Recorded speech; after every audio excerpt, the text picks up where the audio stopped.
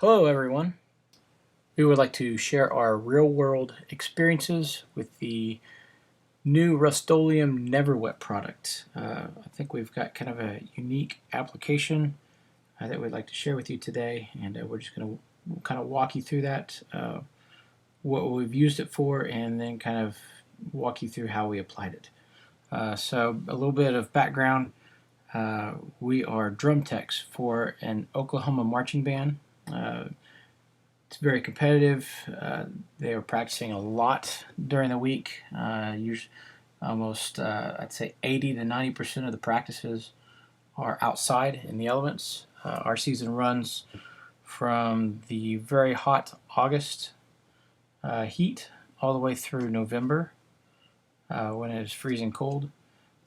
We travel around from Oklahoma to Texas, up to Missouri, can even make our way over to Indianapolis for the Grand Nationals, the Bands of America Grand Nationals. So the heads that we have to deal with during the year are not cheap. Some of them are expensive. The ones on our snare drums on the top retail for about $100 a piece. While the heat and the cold affects them a little bit, not too much. What really can ruin a head is wet weather, mainly rain, obviously, mist, any of that stuff. If it gets down into the cracks of where the head is being stretched, then it'll start to separate. We can lose heads pretty quick.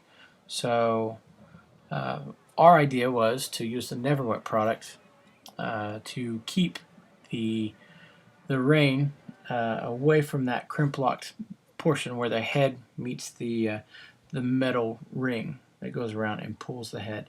If we can keep moisture from getting in there, then we can save heads. So what we've got is our application of using the NeverWet product to spray. We did two types of applications. We did one on the snare drum heads. So on the right we've got a gray, it's made out of carbon fiber. On the left is the bottom head. It's an aramid fiber, and you can see kind of how it crimp locks on the side right by the ring that goes on the outer edge. That's the area that we mainly want to protect.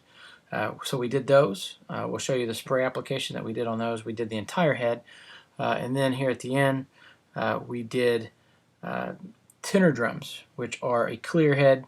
We didn't want to spray the whole thing because we didn't want to make it hazy, so we just did a very fine outer layer, and we kind of protected the middle of the head. So we'll show that here at the end. So hope you like it. Thanks. It's 2 coats and it's really light.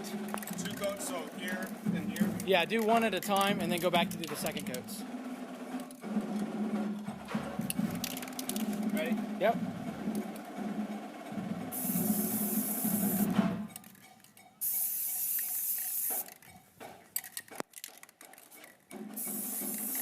Make sure you cover all of it.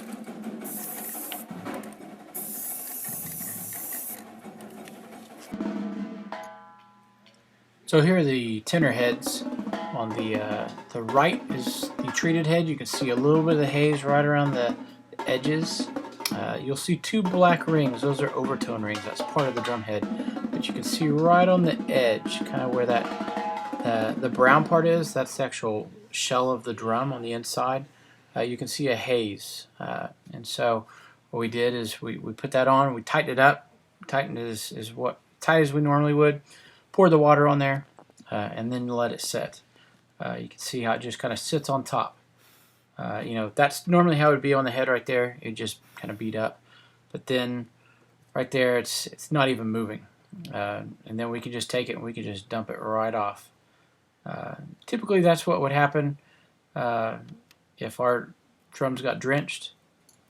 The difference here is, though, the water actually comes off the drums. It doesn't seep down into the cracks between the head and the ring. So we are going to continue to use this throughout the season and test it out. And it doesn't change the sound of the drums, so we're excited about it. Thanks for watching.